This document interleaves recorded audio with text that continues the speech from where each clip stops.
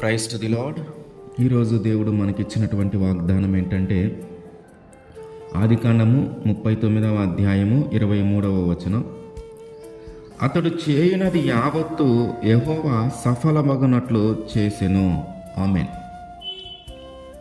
మనం ఎక్కడున్నానో, ఏ స్థానంలో ఉన్నానో, ఏ పరిస్థితుల్లో ఉన్నానో, ఏ పని చేస్తూ ఉన్నానో, మనము చేసే ప్రతి పని సఫలమగునట్లు, మనము చేసే ప్రతి పని విజయము పొందునట్లు చేస్తానని దేవుడు మనకి వాగ్దానం చేస్తూ ఉన్నాడు. యోసేపు గారి జీవితంలో జరిగిన పరిస్థితులు కానీ మనం చూస్తే, అన్నల చేత తిట్టబడి, కొట్టబడి, అమ్మివేయబడ్డాడు ఇష్మాయేలీకి. ఐగుప్తు దేశానికి తీసుకొని రాబడిన తర్వాత ఫరో దగ్గర ఉద్యోగం చేసేటటువంటి రాజ సంరక్షక సేనాధిపతిగా ఉన్నటువంటి ఆ యొక్క పోతిఫరు ఆ ఇష్మాయేలు దగ్గర నుంచి ఒక వస్తువుని కొనినట్టుగా యోసేపుని కొన్నాడు. యోసేపు గారిని కొని తన ఇంటిలో ఒక పనివాడిగా, తన ఇంటిలో ఒక దాసునిగా ఏర్పాటు చేసుకున్నాడు. దానికి ముందు అతని యొక్క జీవితం ఏంటంటే, తండ్రి దగ్గర అల్లారు ముద్దుగా పెరిగాడు. తండ్రి దగ్గర ఎంతో ఇష్టమైన కుమారుడుగా ఉన్నాడు. తను ఏది అడిగినా, ఏమి కోరుకున్నా తండ్రి ఇచ్చేవాడు. ప్రత్యేకంగా ప్రేమించేవాడు యోసేపు గారిని ఆయన యొక్క తండ్రి. ఇప్పుడు చూస్తే పరిస్థితి మారింది. పనివాడిగా, ఒక దాసుడిగా ఏర్పాటు చేయబడ్డాడు.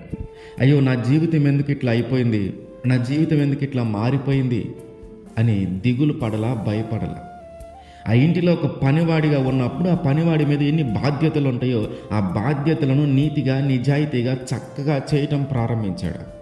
ఒక దాసుడిగా ఆ ఇంటిలో ఉన్నప్పుడు ఆ దాసుడికున్న బాధ్యతలను నెరవేర్చటంలో ఎటువంటి లోటుపాట్లు లేకుండా చేయగలిగాడు. ఆ ఇంటి యజమానైనటువంటి పోతిఫరు యోసేపుని గమనిస్తూ ఉన్నాడు.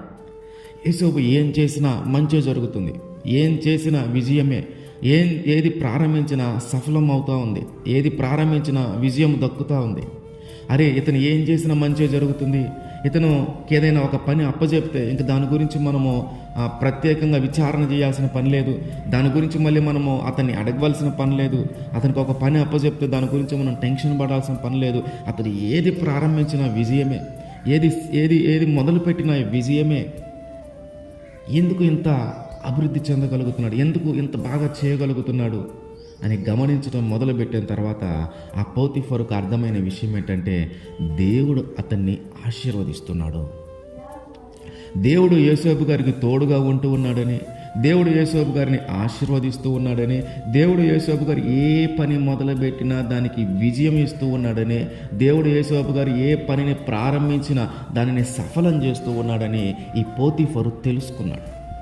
ఎప్పుడైతే ఈ విషయము ఆ పోతిఫర్కి అర్థమైందో, పోతిఫర్ చేసిన పని ఏంటంటే యోసేపు గారిని తీసుకొని వచ్చి తనకు పరిచర్య చేసేవాడిగాను, ఆ ఇంటి అంతటి మీద విచారణకర్తగానో, ఆ ఇంటిలో ఉన్న సమస్తమును ఆయనకి అప్పచెప్పి తను తినటమో, తాగటమో, తన పని దాన్ని చేసుకోవటం తప్ప ఆ ఇంటిని గురించి ఆలోచించిందే లేదు.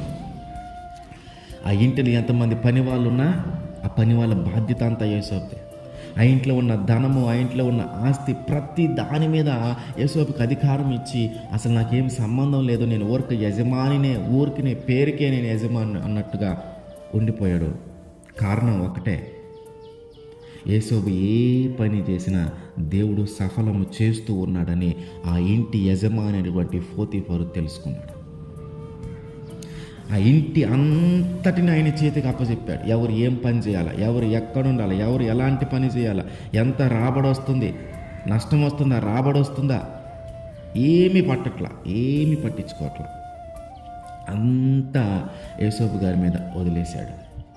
సరే, ఇంట్లో పనివాడిగా వచ్చాను, దాసుడిగా వచ్చాను, ఈరోజు కొంచెం పరిస్థితులు మారుతున్నాయి, స్థితిగతులు మారుతున్నాయి, నాకు కొంచెం అధికారం వస్తుంది, నాకు కొంచెము మంచి జీవితము, గౌరవవంతమైన జీవితం కలుగుతుంది, అందరూ నా కింద పనిచేస్తూ ఉన్నారు, నా యజమాని నన్నే ఒక రకమైన యజమానిగా ఏర్పాటు చేశాడు, పరిస్థితులు బాగవుతున్నాయి అని గర్వించలా. పరిస్థితులు బాగవుతున్నాయి అని అందరి మీద అజమాయిషిగా లేడు. పరిస్థితులు బాగవుతున్నాయి అనుకున్న ఆ సమయానికి తిరిగి మళ్ళీ హీనమైన స్థితిలోకి వెళ్ళిపోయాడు. పోతీఫరు భార్య తనని ఇష్టపడటము, ఆమెతో పాపం చేయమని అడగటము, దానికి యోసేపు గారు ఒప్పుకోకపోవటము, యోసేపు గారు మీద ఆ నింద వేసి తన యజమాని అయినటువంటి పోతీఫర్కి యోసేపు మీద నిందలు వేసి పోతీఫర్కి ఆ విషయాలను చెప్పి ఆయనని చెరసాలలో వేయించింది. ఇప్పుడే అధికారం వచ్చింది, పరిస్థితులు బాగవుతున్నాయి, ఆ ఇంటికి ఆ యొక్క గృహ నిర్వాహకత్వం మొత్తం ఆయన చేతిలోకి వచ్చింది అనుకొని కొద్దిపాటి ఆనందం కలిగే సమయానికి తిరిగి హీనమైన స్థితిలోకి వెళ్ళిపోయాడు. చెరసాలలోకి వెళ్ళిపోయాడు. ఒక ఖైదీగా వెళ్ళిపోయాడు. సరే, ఖైదీగా వెళ్ళిపోయాను, ఇంతకుముందు బాగున్నాను, ఇంతకుముందు స్థితిగతులు బాగున్నాయి, మళ్ళీ ఇప్పుడు హీనమైన స్థితిలోకి వచ్చానని మళ్ళీ భయపడలా. ఏంటి ఇలా అయిపోయిందని మళ్ళీ దిగులు పడలా. ఒక ఖైదీ ఎలాగుండాలో అలా ఉండటం ప్రారంభించాడు. ఒక చెరసాలలో ఉన్న వ్యక్తి మీద ఎలాంటి బాధ్యతలు ఉన్నాయో ఆ బాధ్యతలను నీతిగా నిజాయితీగా నిర్వర్తించడం మొదలుపెట్టాడు. చెరసాలలో ఉన్న ఆ చెరసాల అధిపతి గమనిస్తూ ఉన్నాడు యోసేపుని. ఇతను ఏ పని చెప్పినా చక్కగా చేస్తూ ఉన్నాడు, ఇతనికి ఏ బాధ్యత అప్పచెప్పినా చక్కగా నెరవేరుస్తూ ఉన్నాడు. అందరూ ఖైదీలాగా ఈ ఖైదీ కాదు, అందరూ చెరసాలలో ఉన్న అందరి వ్యక్తుల్లాగా ఉండే ఈ వ్యక్తి కాదు. ఇతను నమ్మకమైన వాడు.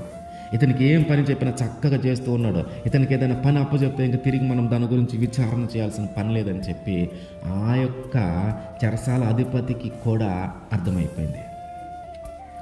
దేవుడు ఆ చెరసాలలో ఉన్న ఆ చెరసాల అధిపతికి యోసేపు మీద కటాక్షము కలిగేలాగా చేశాడు.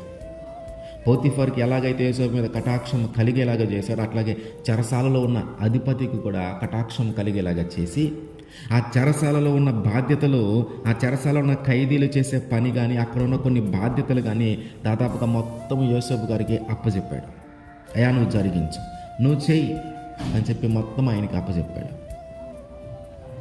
కారణం ఒక్కటే, యోసేపు గారు ఏం చేసినా ఆ పని యావత్తు మొత్తము సఫలమయ్యేలాగా దేవుడు చేస్తూ ఉన్నాడు. మనం గమనిస్తే పనివాడిగా వచ్చాడు, కానీ మంచి స్థానంలోకి వెళ్ళాడు. మళ్ళీ ఆ స్థానంలో నుంచి మళ్ళీ పడిపోయాడని దిగుడు పడలా, పడిపోయాడని భయపడలా. తను చేయవలసిన పనిని నీతిగా నిజాయితీగా చేస్తూ ఉన్నాడు. తన మీద ఉన్న ఆ బాధ్యతలను చక్కగా నెరవేరుస్తూ ఉన్నాడు. దేవుడు అతనికి తోడుగా ఉన్నాడు. దేవుడు అతన్ని ఆశీర్వదిస్తూ ఉన్నాడు. అతను ఏ పని చేసినా సఫలమే, ఏ పనిని ప్రారంభించినా విజయమే. మన జీవితంలో కూడా కొన్నిసార్లు లోటుపాట్లు ఎదురవుతూ ఉంటాయి. అభివృద్ధి చెందుతున్నాం అనుకునేలోపే మళ్ళీ పడిపోతాం, ఎదుగుతూ ఉన్నాం అనుకునేలోపే మళ్ళీ పడిపోతాం, నా జీవితం బాగవుతుంది అనుకునేలోపే మళ్ళీ హీనమైన స్థితిలోకి వెళ్ళిపోతూ ఉన్నాం. ఒకవేళ మనం కానీ అట్లాంటి స్థితిలో ఉంటే, మనము ఎక్కడున్నా, ఏ స్థానంలో ఉన్నా, ఏ స్థితిలో ఉన్నా, ఏ పని చేస్తూ ఉన్నా, ఆటుపోటులు ఎదురవుతున్నా, ఎదిగామో అనుకునే లేప పడిపోతూ ఉన్నా, అభివృద్ధి చెందామో అనుకునే లేప మళ్ళీ హీనమైన స్థితిలోకి వెళ్ళిపోతూ ఉన్నా, నా జీవితం బాగుపడుతుంది అనుకునే లేప మళ్ళీ బలహీనమైపోతూ ఉన్నా, నువ్వు భయపడొద్దు, నువ్వు దిగులు పడొద్దు. నువ్వు ఏ పని చేసినా నీతిగా నిజాయితీగా ఏమి జరిగించినా అది సఫలమయ్యేలాగున దేవుడు చేస్తానని వాగ్దానం చేస్తూ ఉన్నాడు. యోసేపు గారి జీవితంలో ఎట్లాగైతే ఆయన ఏ పని చేసినా సఫలం చేశాడో అదే దేవుడు ఇప్పుడు నీతిగా నిజాయితీగా మనం చేస్తూ ఉన్న పనిని సఫలమయ్యేలాగా చేస్తానంటున్నాడు. యోసేపు గారి జీవితంలో ఎట్లాగైతే దేవుడు ఆశీర్వదించి తను చేసిన ప్రతి పనికి విజయాన్ని అందించాడో అట్లాగే మనము చేసే నీతిగా నిజాయితీగా మనం జరిగించే ప్రతి పనికి విజయము పొందుకునేలాగా దేవుడు చేస్తానంటున్నాడు. తన అధికారుల మీద, తన అధికారులకు, తన యజమానులకు, తను పనిచేసే ఉండేటటువంటి ఆ ప్రాంతంలో తన పైన వారికి ఎలాగైతే యేసు మీద కటాక్షము కలిగేలాగా చేశాడో మన జీవితంలో కూడా మన మీద ఉన్న వారి విషయంలోనో, మన పైన ఉన్న అధికారుల విషయంలోనో, మన పైన ఉన్నటువంటి ఆ ఉద్యోగుల విషయంలోనో, మన పైన ఉన్నటువంటి ఉన్నతమైన స్థానంలో ఉన్న వారి విషయంలోనో మన మీద వారికి కటాక్షము కలిగేలాగున, మనం ఏ ఉద్యోగంలో ఉన్నా, ఏ వ్యాపారంలో ఉన్నా, ఏ పనిలో ఉన్నా వారికి మన మీద కటాక్షం కలిగేలాగా చేసి, మనము చేసే ప్రతి పని సఫలమయ్యేలాగున, మనము చేసే ప్రతి పని విజయము పొందుకునేలాగున ఎట్లాగైతే యేసోబు గారికి జరిగించాడో అట్లాగే మన జీవితంలో కూడా ఆయన జరిగిస్తాడు. మనము నీతిగా నిజాయితీగా చేయటం ప్రారంభించాలి. పనివాడిగా ఉన్నానని నీతి తప్పి ప్రవర్తించలా, గృహ నిర్వాహకత్వము వచ్చిందని గర్వముతోనూ అసూయతోనూ అహంకారంతోనూ ప్రవర్తించలా, చెరసాలలో పడినా నీతి తప్పి ప్రవర్తించలా, నీతిగానే బ్రతికాడు, నిజాయితీగానే బ్రతికాడు, తనకు అప్పగించిన బాధ్యతను చక్కగా నెరవేర్చాడు. ఇప్పుడు మనము కూడా మనకు అప్పచెప్పిన బాధ్యత ఏదో అది నీతిగా నిజాయితీగా నిర్వర్తించటమే. పనివాడిగా అయినా, ఒకరి కింద ఉన్నటువంటి వ్యక్తికైనా, దాసుడికైనా, ఉన్నతమైన అధికారం కలిగిన వ్యక్తివైనా చివరికి హీనమైన స్థితిలో ఉండి ఆ చెరసాలలో ఉన్న స్థితిలో ఉన్న వ్యక్తివైనా సరే, మనకు అప్పచెప్పిన బాధ్యతను నీతిగా నిజాయితీగా నిర్వర్తించటమే. ఆశీర్వదించేది దేవుడు, అభివృద్ధి చేసేది దేవుడు, మనము చేసే ప్రతి పనిని సఫలము చేసేది మన దేవుడు. ఆయన మనము నీతిగా నిజాయితీగా జరిగించే ప్రతి పనిని సఫలము చేయునుగాక. ఆమేన్.